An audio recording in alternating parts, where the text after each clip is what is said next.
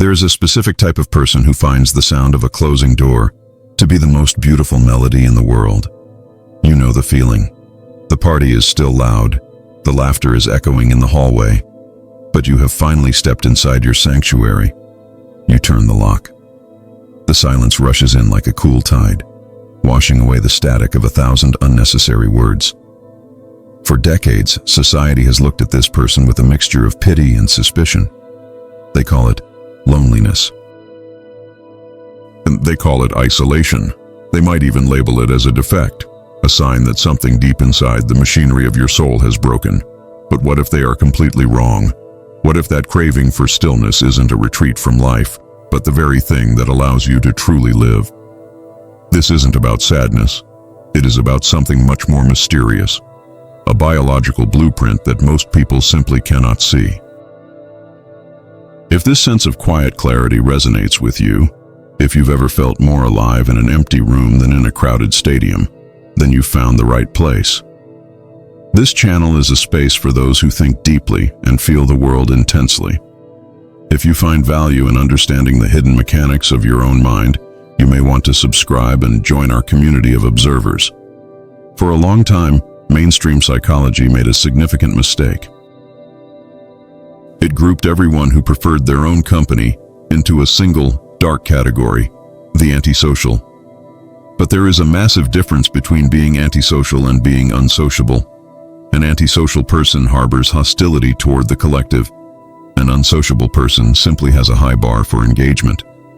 We are now uncovering a mystery that suggests your preference for solitude is actually an evolutionary advantage. It is a state of being that researchers are beginning to call positive solitude, or solitude for growth. Think about your brain as a finely tuned instrument. Most people operate on a standard frequency, requiring constant external noise to feel normal. They need the buzz of a crowd and the ping of a notification to trigger their dopamine. But for you, the chemistry is different. In 2016, researchers at the University of Buffalo began investigating why some people thrive in the absence of others. They discovered that for a specific subset of the population, the brain's reward system, the dopaminergic pathway, is far more sensitive. While a social butterfly needs a massive amount of social noise to feel a reward, your brain reaches its peak stimulation much faster. To you, a loud party isn't a fun time. It's a sensory overload that fries your circuits. You aren't boring. You are simply calibrated to a more delicate frequency. When you are alone, something fascinating happens in your prefrontal cortex. This is the seat of high-level integration, the place where your self is constructed. In the silence, the brain stops reacting to the environment and starts reflecting on it. This is why the greatest minds in history, from the haunting prose of Virginia Woolf to the complex physics of Albert Einstein, didn't just tolerate solitude, they demanded it. They knew that the social self is often a mask, a performance that consumes immense cognitive energy. When you remove the audience, the mask falls away, and for the first time in the day, you can actually hear your own thoughts.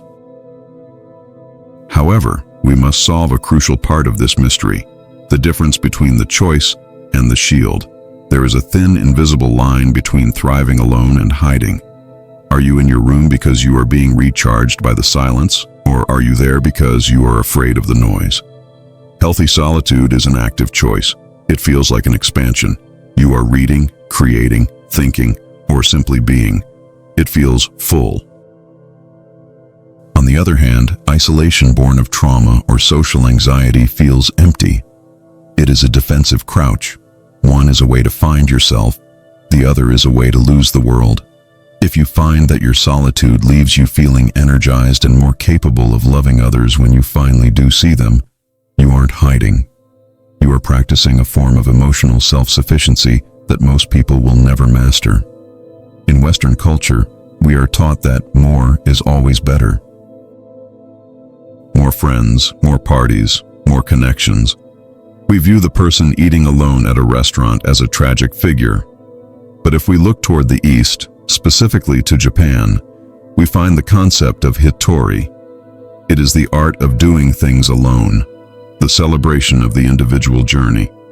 In that culture, there is a growing realization that being alone is a sophisticated skill. It is the ultimate test of character.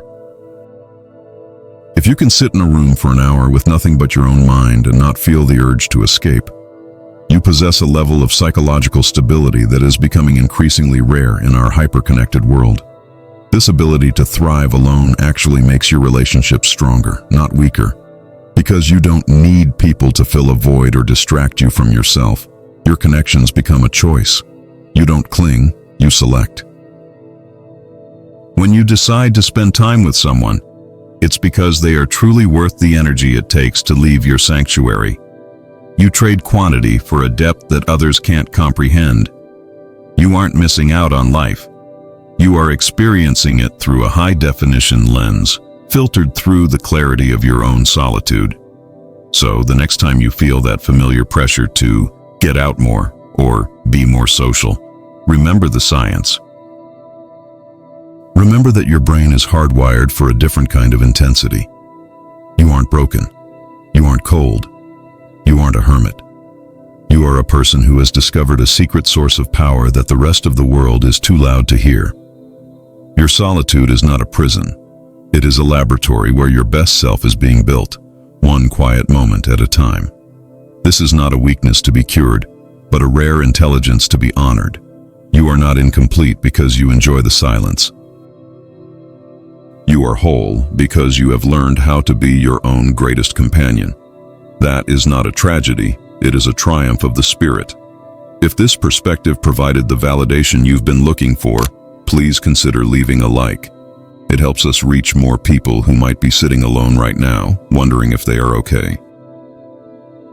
And I'd love to hear from you in the comments. What is the one thing that solitude gives back to you that the world tries to take away? The journey into the mechanics of your mind doesn't have to end here. The videos appearing on your screen right now dive even deeper into how your nervous system processes the world, why your routines matter, and how to navigate a world that wasn't built for the quiet ones. They aren't just videos. They are the next steps in understanding the mystery of who you are. Choose one, and let's keep going.